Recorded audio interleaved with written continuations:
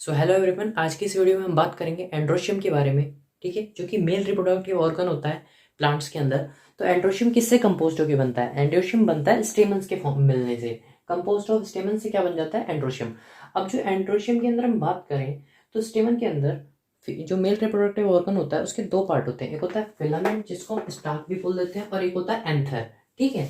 अब जो हमारा एंथर होता है ना, वो बाइलोब्ड होता है, मतलब दो लोब होते हैं उसके अंदर, दिख रहे हैं ना यहाँ पे। और बाइलोब्ड होता है, और ईच लोब के अंदर दो चैम्बर होते हैं। जैसे कि एक लोब है तो इसके अंदर दो चैम्बर होंगे। ठीक है,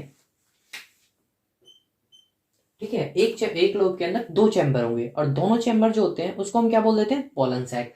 इनको हम क्या कहते हैं? Pollen sac. और इसके अंदर क्या बनते हैं? Pollen grain. तो pollen grain formed in pollen sac. ठीक है, इस बात को समझ जाओ, जो कि एनसीईआरटी में लिखा हो। उसके बाद हम बात करते हैं स्टेमिनोड। स्टेमिनोड का मतलब होता है जब स्ट्राइल स्टेमन होता है, मतलब भाई ये बच्चे पैदा नहीं कर सकता। ठीक है, जैसे हम बात करें स्टेमन के अंदर, अगर स्टेमन फ्यूज हो जाए किसी के साथ में तो क्या होगा? अगर स्टेमन हमारा पेटल्स के साथ फ्यूज हो रहा है तो हम उसको क्या कहते हैं? एपीपेटलस, जिसका एग्जांपल हमारे पास में क्या आ जाता है? ब्रिंजल।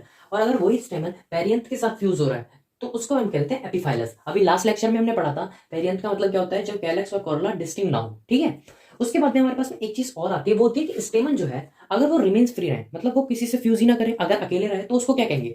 तो उस टाइम पे उस कंडीशन को हम कहते हैं पॉलीएंड्रस।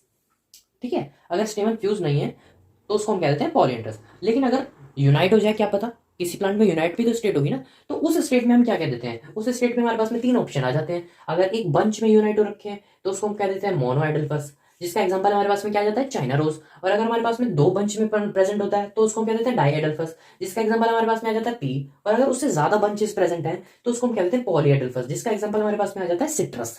ठीक है। अब लास्ट में एनसीईआरटी एक लाइन और लिखती है, वो ये कहती है कि ना, variation in the length of filament of flowers, मतलब अगर इसमें ही कोई वेरिएशन आ जाए तो क्या होगा? जिसके दो एग्जांपल उसने हमने दे दिए हैं। पहला एग्जांपल उसने साल्विया दिया और दूसरा मस्टर्ड दिया। ठीक है, एंड्रोशियम के साथ साथ बस इतना ही है एनसीईआरटी ने जो दिया है, और इससे बाहर नहीं आएगा। और इसको एक फ्लो चार्ट की फॉर्म में मैंने लिख दिया है, आप लोग चाहो तो इसे नोट डाउन कर सकते हो, क्योंकि सारे एग्जांपल्स जो भी था मैंने सब कवर कर दिया है। तो आज की वीडियो को हम यहीं तक रखते हैं। अब मैं आपको मिलूंगा किसी नई वीडियो में, तब तक के लिए जय श्री राम।